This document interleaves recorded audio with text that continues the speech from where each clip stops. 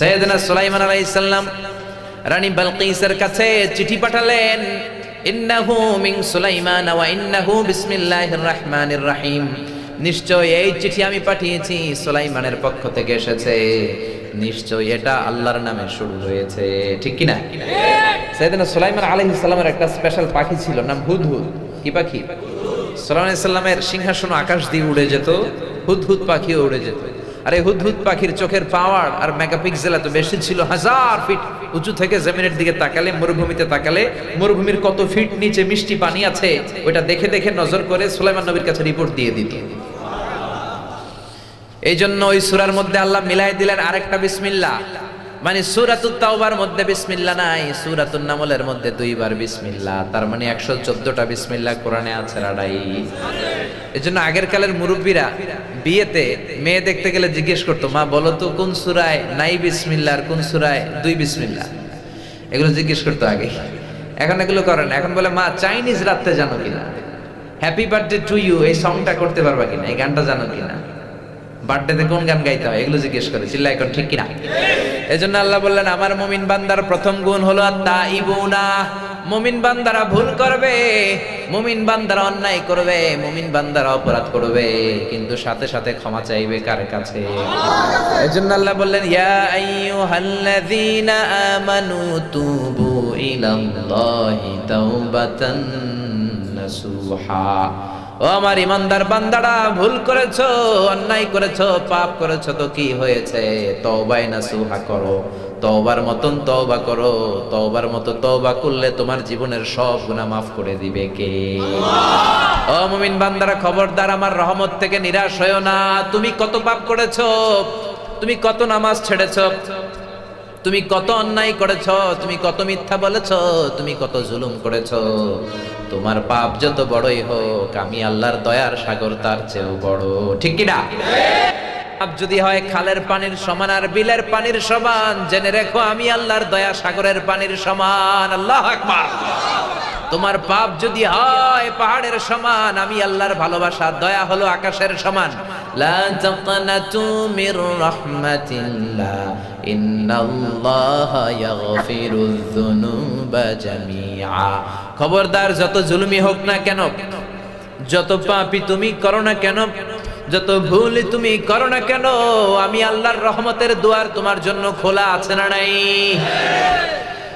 ওযু করে যায় নামাজটা বিছিয়ে 2 রাকাত নামাজ পড়ে কপালটা ঘষে ঘষে আমি আল্লাহর দরবারে সেজদা করে চোখের পানি ছাড়ো। চোখের পানি যদি ছাড়ার মতো ছাড়তে পারো, তোমার জীবনের সব গুনাহ আমি মাফ করে দেব।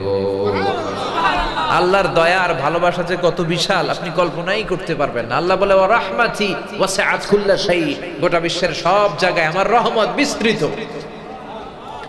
আমার রহমত ছাড়া এই পৃথিবীতে কিছু হয় না, আমার দয়া ছাড়া পৃথিবীতে কিছু ঘটে না, আমার ভালোবাসা ছাড়া মহাবিশ্বে কিছু হওয়া সম্ভব নয়। এজন্য রব্বুল আলামিন আরশ যখন তৈরি করলেন, লাউহ কলম তৈরি করলেন, কুরসি তৈরি করলেন, আরশের উপরে রব্বুল আলামিন একটা সাইনবোর্ড দিয়ে দিলেন। কি দিলেন? আর ওই সাইনবোর্ডের উপরে লিখলেন ইন্না রাহমাতি সাবাকাত গাদাবি।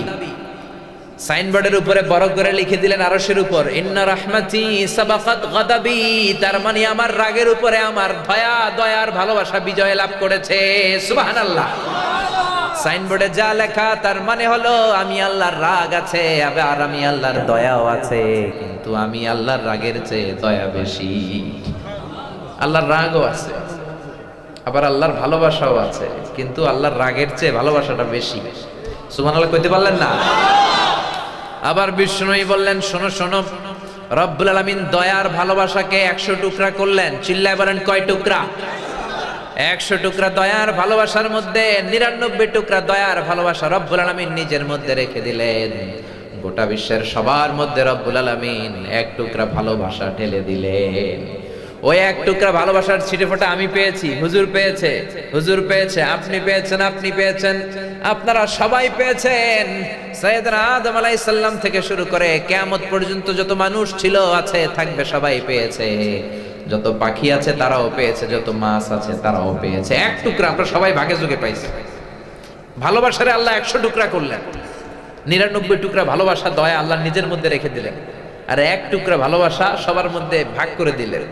ওই ভালোবাসার ঠেলায় পৃথিবীতে ভালোবাসার নাটক গান এর কোনো শেষ নাই। চিল্লা এখন ঠিক কিনা? ভালোবাসবো বাসবো রে বন্ধু, আছে না নাই? তোমায় যতনে, কত ভালোবাসার গান। আবার ভালোবাসার জন্য আমরা বিশ্ব ভালোবাসা দিবসও বানাইছি, বিশ্ব ঠেলাঠেলি দিবস। কবে এটা? হ্যাঁ, সর্বনাশ, শুরু হয়ে গেছে। এটার সাথে মুসলমানদের কোনো সম্পর্ক নাই। আমাদের সূর্য বছর হিসেবে 365 দিনই ভালোবাসা। আমার সকালেও ভালোবাসা, দুপুরেও ভালোবাসা, রাতেও ভালোবাসা। আমাদের সারা জীবন ভালোবাসাবাসী। চিল্লা এখন ঠিক কিনা? যাদের জীবনে ভালোবাসা নাই তারা ঘটা করে বছরে একটা দিন ভালোবাসা করার সাজ করে। আর আমরা যারা মুসলমান, প্রতিক্ষণে প্রতি মুহূর্তে আমাদের ভালোবাসা আছে না নাই?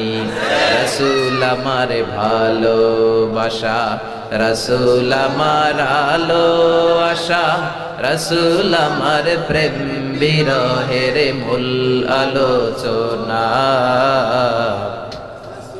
আমার কাজে কর্মের অনুপ্রেরণা। চিল্লায় বলেন ঠিক কিনা?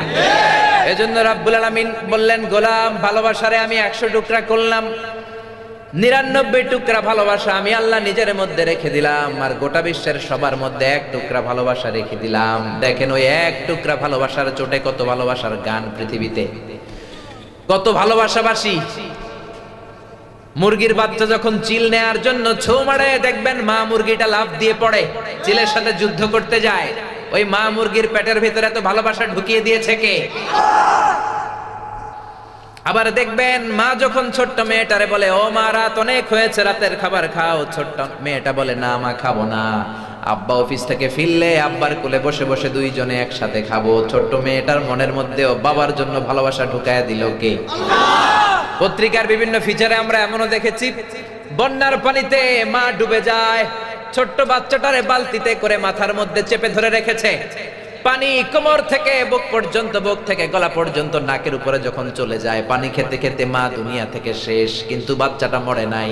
বাচ্চার ভালোবাসায় নিজের জীবন বিলিয়ে দিয়েছে, বাচ্চারে মরতে দেয় নাই। সুবহানাল্লাহ। তো দুনিয়াতে আমরা সবাই মিলে পেলাম 1 ভাগ ভালোবাসা। এই 1 ভাগ ভালোবাসার জন্য যদি বিশ্ব ভালোবাসা দিবস হয়, এই 1 ভাগ ভালোবাসার জন্য যদি চিলের সাথে মা মুরগি যুদ্ধ করে, ছোট্ট বাচ্চার জন্য বন্যার পানিতে মা মরে যায়, 1 ভাগ ভালোবাসার চোটে ছোট্ট মেয়েটা বলে, না না আব্বু আসলে আমি ভাত খাবো, তাহলে 99 ভাগ ভালোবাসা যিনি নিজের মধ্যে রেখেছেন তার ভালোবাসা বেশি না কম?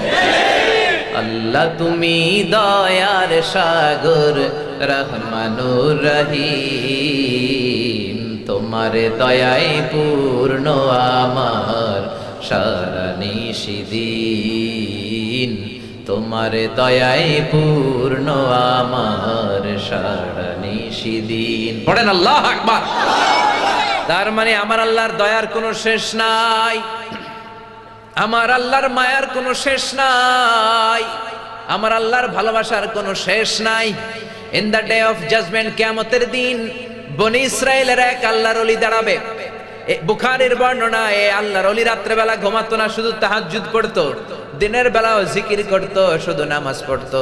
বিচারের পরে আল্লাহ বনি ইসরাইলের আল্লাহর ওলির ডেকে বলবে, ও আল্লাহর ওলি, উদখুলিল জান্নাতা বিরহমাতি, দুনিয়াতে অনেক ইবাদত করেছো, এখন আমার রহমতে জান্নাতে ঢুকে যাও। ও বনি ইসরাইলের আল্লাহর ওলি, go to the paradise with my mercy, আমার দয়ায়, আমার ভালোবাসায় জান্নাতে ঢুকে যাও। বনি ইসরাইলের আল্লাহর ওলি বলে, আপনার দয়ায় জান্নাতে যাবো কেন? বালবি আমালি, আমি আমার আমল দিয়ে জান্নাত চাই। তাহাজ্জুদ তো কম পড়ি নাই, কপালে তো সেজদা দিতে দিতে কালো করে ফেলছি কপাল। জিকির তো আপনার কম পড়ি নাই, নামাজ তো কম পড়ি নাই, তাহাজ্জুদ তো কম গুজার যাই নাই, কেন আপনার দয়া দিয়ে রহমত দিয়ে জান্নাতে যাওয়া লাগবে? বালবি আমালি, আমি আমার আমলের বদলতে জান্নাত চাই। আল্লাহ বলবেন, তাই নাকি? তুমি তোমার আমলের বদৌলতে জান্নাত চাও? বড় ভুল করে ফেললা রে গোলাম, কারণ আমি আল্লাহ হচ্ছি মালিকুল আমলাক, রাজা ধীরাজ, আমি বড় সাহেব, আমার সাথে কোনো হিসাব চলে না। জান্নাতে যাইতে কইছিলাম, চলে যাইতে ওইটাই ভালো ছিল। তুমি আমার সাথে হিসাব করতে চাও, ক্যালকুলেশন করতে চাও, ওকে ডান, লেটস মেক এ ক্যালকুলেশন, চলো একটা হিসাব করি। রব্বুল আলামিন বলবেন, কাছে আসো। আজীবন তুমি যে ইবাদত করেছো, নামাজ পড়েছো, জিকির করেছো, তাহাজ্জুদ পড়েছো, এই 70 বছরের ইবাদত গুলো রে এক পাল্লার মধ্যে রেখে দাও। আর আমি দয়া করে ভালোবাসা করে দুনিয়ার সৌন্দর্যগুলো দেখার জন্য যে দুটা চোখ দিয়েছি, দুইটা চোখ নয়, একটা মাত্র চোখ আর একটা পাল্লার মধ্যে রেখে দাও। ওজন করার পরে দেখা যাবে মুহূর্তের মধ্যে চোখের পাল্লাটা ভারী হয়ে যাবে। আল্লাহ বলবে এই তো, this is the result of your calculation. এই যে হিসাব করতে চাইছো, এই দেখো হিসাব কি বলে। হিসাব বলে তুই এখন জাহান্নামে যাবি, go to the hell fire, জাহান্নামে যা। এবার বনি ইসরাইলের আল্লাহর ওলি বলবে আল্লাহ মাফ চাই, দোয়াও চাই, আমি বুঝি নাই, আমারে মাফ করে দেন, আপনার দয়া ছাড়া জান্নাতে যাওয়া যাবে না, আমারে মাফ করে দেন, জাহান্নামের আগুনে আপনি আমারে জ্বালাবেন না, আপনার দয়াতেই জান্নাত দেন। আল্লাহ বলবেন now you are on the right track, এই তুমি লাইনে আসছো, এতক্ষণে লাইনে আসছো, go to the paradise with my mercy, যাও আমার রহমতে জান্নাতে ঢুকে যাও। তার মানে কিয়ামতের দিন আল্লাহর দয়া ছাড়া, রহমত ছাড়া কেউ জান্নাতে ঢুকতে পারবে না। মায়ের সাথে বললেন নবী গো, আপনিও কি আল্লাহর রহমত ছাড়া, দয়া ছাড়া জান্নাতে ঢুকতে পারবেন না? বিশ্বনবী বললেন না, আমিও না, তবে আল্লাহর রহমত কিয়ামতের দিন আমাকে বেষ্টন করে রাখবে। এজন্য বিশ্বনবী বলতেন মান্নু কিসা উযযিবা, যার হিসাব নিকাশ নেওয়া হবে সে শাস্তি প্রাপ্ত হবে। মান্নু কিসা হালাকা, যার হিসাব হবে সে জাহান্নামী হবে। আল্লাহ যদি বলে নামাজ পড়লি না কেন, দেরি করে পড়লি কেন, জামাত ছাড়লি কেন, কোরআন মানলি না কেন, মিথ্যা কথা বললি কেন, এরকম খুঁটে খুঁটে যদি একটার পর একটা রব্বুল আলামিন হিসাব করা শুরু করে দেয়, তার কপালে জাহান্নাম ছাড়া কিছু নাই। এজন্য কিয়ামতের দিন আমরা আল্লাহর কাছে বিচার চাই না, দয়া চাই। কি চাই? জোরে বলেন, নাকি বিচার চান?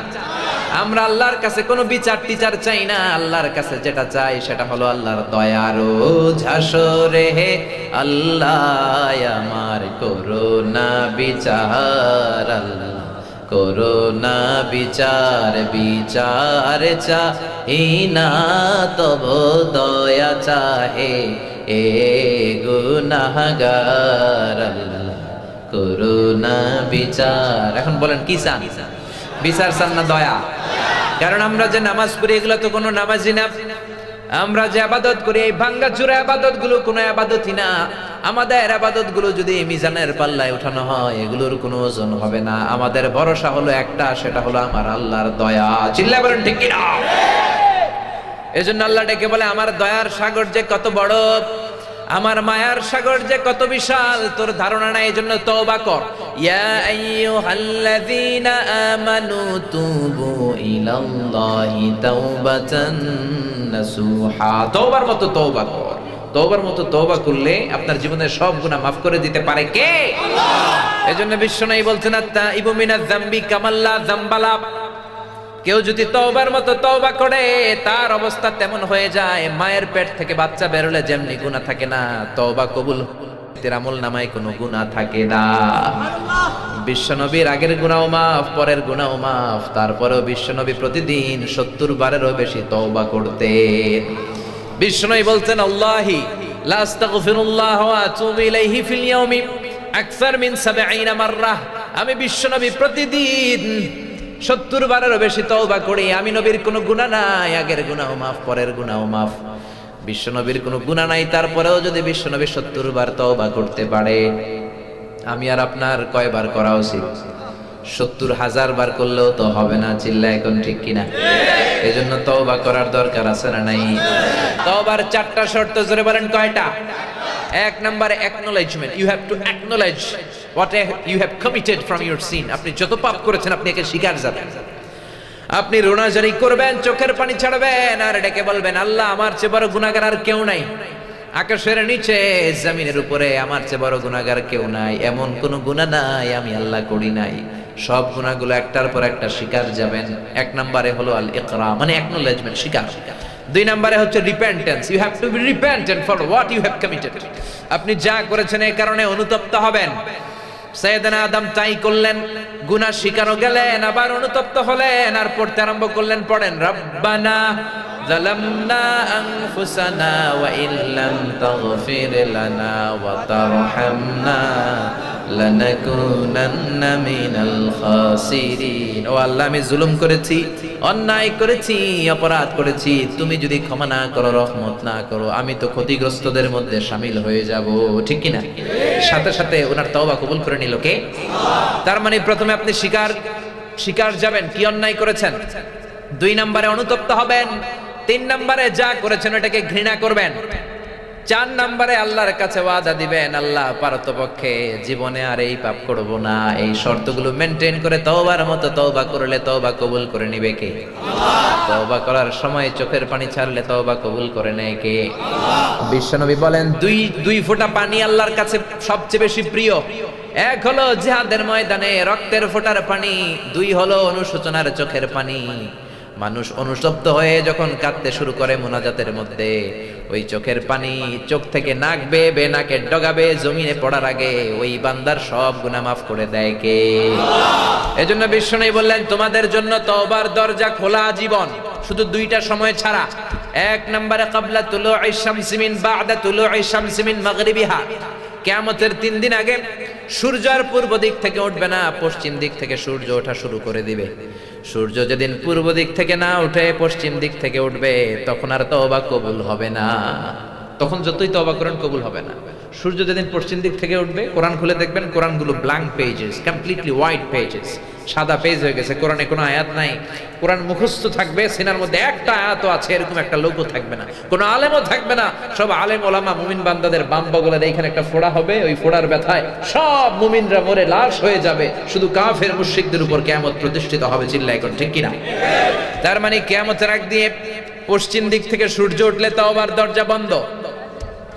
2 নাম্বার বাদাল গরগরা, মালাকুল মাউত যখন মানুষের রূহ ধরে টান দেয়, রূহ বের হতে বান্দার কষ্ট হয়, মুখ দিয়ে